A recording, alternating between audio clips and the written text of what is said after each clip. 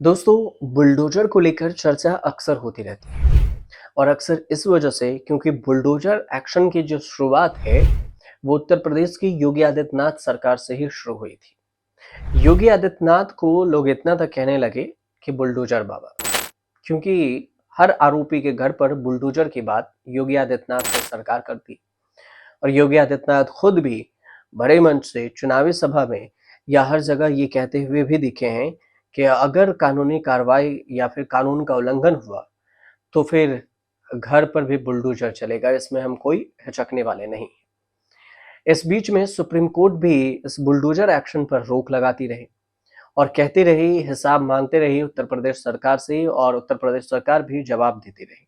कई सारे मामले हुए जिस पर सुप्रीम कोर्ट ने रोक लगाने के बाद तो एक दो मामले ऐसे भी हैं जिसमें सुप्रीम कोर्ट ने सरकार को ऑर्डर दिया कि उनका घर तोड़ा तो फिर वो घर बना कर दो, क्योंकि बुलडोजर चलाना कतई सही नहीं है।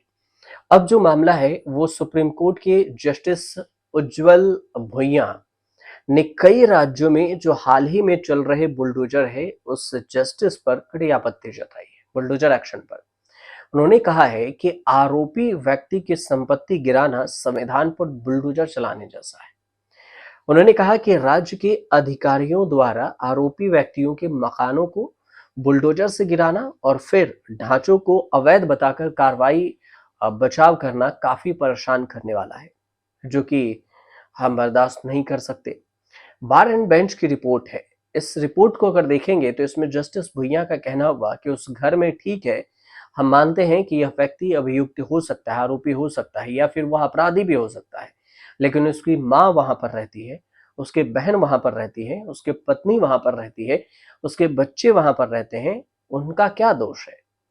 यदि आप उस घर को ध्वस्त कर देते हैं तो वे सब कहाँ जाएंगे? उनके सिर के ऊपर से छत छीन लेना, मैं ये तोड़ना नहीं चाहूंगा और मैं जोड़ने वाला बात कहूंगा और मैं ये कहता हूं आपसे कि ऐसे में वो ही क्यों, अभियुक्त का क्या होगा, अपराध का क्या होगा? सिर्फ इसलिए कि कोई किसी व्यक्ति किसी अपराध में अभियुक्त है या अपराधी है तो इसका मतलब यह नहीं कि उसका घर ध्वस्त कर दिया ना जाना चाहिए।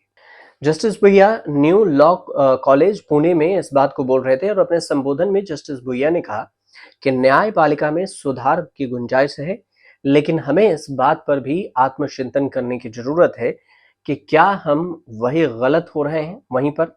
अगर हम ऐसा करेंगे तो फिर सही सुधार संभव ही कहाँ है? मेरा विश्वास है कि भारतीय न्यायपालिका में सुधार की पर्याप्त गुंजाइश है और ये दावा करना काफी नहीं है कि सुप्रीम कोर्ट दुनिया का सबसे शक्तिशाली कोर्ट है।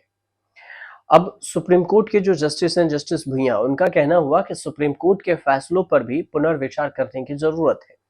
उन्होंने ये भी कहा कि सुप्रीम कोर्ट के जो जज हैं, जज के तौर पर मुझे ये भी कहने में कोई हिचकिचाहट नहीं है कि सुप्रीम कोर्ट सर्वोच्च है, क्योंकि यह अंतिम न्यायालय है। अगर सुप्रीम कोर्ट से ऊपर कोई अन्य कोर्ट होता तो जैसे कि पहले के समय में प्रिवी काउंसिल, तो शायद सर्वोच्च न्यायालय के कई फैसलों पर पुनर्विचार करना पड़ता। लेकिन सुप्रीम कोर्ट ही है सबसे लास्ट और यही है सबसे सबके न्याय को बात करने वाले। तो कुछ फैसले ऐसे भी हैं जिस पर पुनर्विचार करने की जरूरत है।